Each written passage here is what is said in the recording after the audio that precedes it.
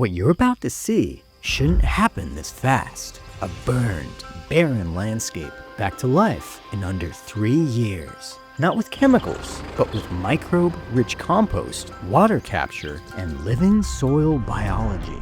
This canyon is mostly sand. There wasn't much soil at all. A lot of what we were doing here was just figuring out what plants wanted to grow where, improving the soil, getting more water, getting coverage for our microbes in our plants, and then letting them do their thing naturally. It wasn't just add microbes and bam, the plants grow. This was completely barren 3 years ago. When it would rain, we would get erosion like crazy. And now you can see there's plants everywhere. They're all growing on their own with the microbes in the soil. So how do you bring back life to almost pure sand after a fire without dumping fertilizer everywhere? That's where Dan comes in, because this started with a decision to steward the land differently. I purchased the property about 6 months after the Woolsey fire. I thought the property was phenomenal, and I wrote the owner and told him that I wanted to be a good steward of the property and restore and improve.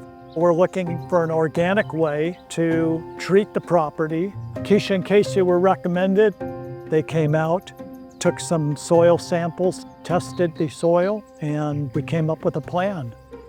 The first step of that plan wasn't planting trees, it was stopping the bleeding. Because every time it rained, the barren, scraped earth was hemorrhaging what little topsoil was left. When we first got to this property, this entire area that you see behind me was completely barren. The big issue they were having right away was every time they would get a heavy rain, the water would come rushing down like a river, flow over the top of the property down into this canyon. It was causing a lot of erosion and just taking all the topsoil, everything with it. Where we focused our energy initially was capturing water, keeping it on the property. We started off with 2 huge contour ditches up here at the top, and then also 3 cascading settling ponds coming down to this corner where we were getting the most focus of that large flow of water. And what that's allowed to happen is catching that water, slowing it down, letting it pool up and actually absorbing into the ground, which almost immediately stopped all the above ground erosion on the property. With the massive erosion stopped, the team faced a new design challenge. How do you transition a landscape from a highly manicured estate at the bottom into a wild natural forest at the top? Okay, so the lower part of the property is actually a more manicured English-style estate garden. As we started to transition up the hill, the idea was we wanted to go from something more formal to a little bit more wild and native, like what we're seeing right here. And then as we get to the top, it's more wild. The trail that we're walking on right now is actually meant to slow and hold water. So you can see all around me, these gardens are taking in all the moisture. Every time it rains, it settles right here and then begins to build up the organic material and feed all the gardens around us. But as they moved up the hill, they quickly realized just how challenging this environment was. This was where a tree was planted, an orange tree that didn't do well. We had to take it out. The first thing we tried was to hold the water in place and to give it a little bit more healthy soil. So we created these baskets out of rock. That way when the water's coming down the hill, it'll settle right here. It didn't actually work. The soil, like we said, is absolutely pure sand over here.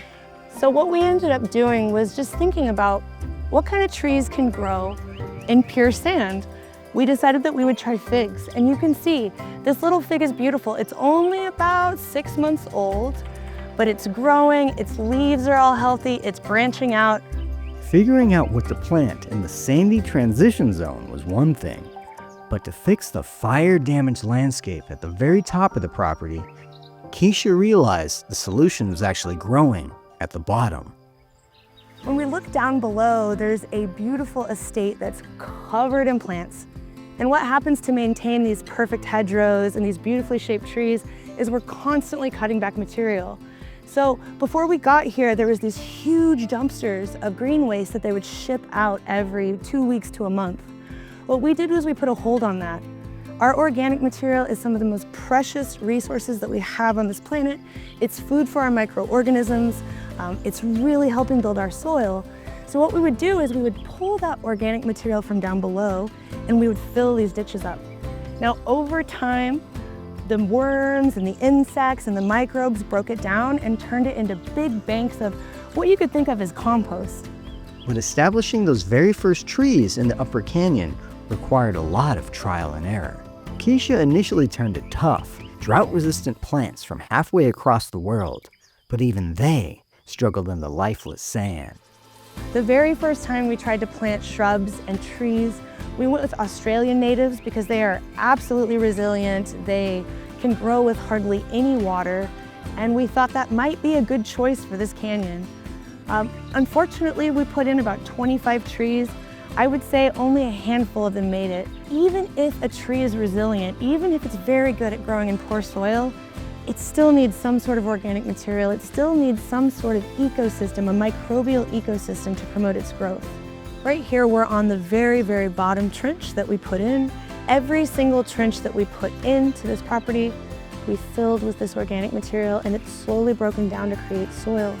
Now, all of these plants that grow on the upside or the lower side of these ditches can actually put their roots into the ground and enjoy the nutrients and the microbes from that beautiful, rich soil. After 2.5 years of feeding the sandy earth with microbe-rich compost and organic matter, the local ecosystem remembered exactly what to do. The results were an explosion of native life. The magical thing that started to happen is the native trees just started to pop up on their own. That was our signal from nature that now is the time to start planting native trees. So you can see if the conditions are right for native plants, they'll grow faster than you would ever imagine. So the big work that we've been doing here for a long time is just selectively cutting back the plants that we don't want to see before they go to seed. And when we cut them back, we don't throw them away. It's organic material, it's food for our microbes, and it's a covering for our soil. So where we used to only see the tumbleweed, we would only see the mustard, we would only see the spiky weeds, now we're seeing grass cover everything. We're seeing poppies start to grow. We're seeing all kinds of native flowers just explode out of the seed bank. What we're watching happen is succession changing right before our eyes. As long as their natural ecosystem is in place to support them, we don't need to worry about adding any sort of fertilizers, chemical or organic. They're just gonna take care of themselves and give us more of this incredible beauty that you can see behind me. What started as a rescue mission after a catastrophic fire has evolved into a blueprint for the future. By moving away from chemical landscaping and leaning into the soil food web, this property is becoming a self-sustaining ecosystem. Dan really wanted to focus on nature first. So a lot of the things that we looked at when we were making decisions were, one, is it going to be aesthetic? But two, is it going to be a habitat for a multitude of different animals? We see coyotes, bobcats, deer. You can see hundreds of birds swooping over our head right now. It's definitely an ecosystem. Watching the whole process and evolution of the growth cycles, yeah, it's pretty remarkable. It's like one 90-day period, it's like, well, why do we do this? Nothing's happening. And then almost overnight, things just flourish. One of the things we wanted to do was make this a success story through the processes that Keisha and Casey have applied and try to spread the word. Hopefully more and more people will adapt to a more organic, natural way of taking care of your property and the earth. If a fire or erosion or dead soil has ever made you feel hopeless, let this be proof. Landscapes can come back faster than we think when we rebuild the soil biology. If you want to learn more about the compost and extract methods behind transformations like this, explore Compost Academy.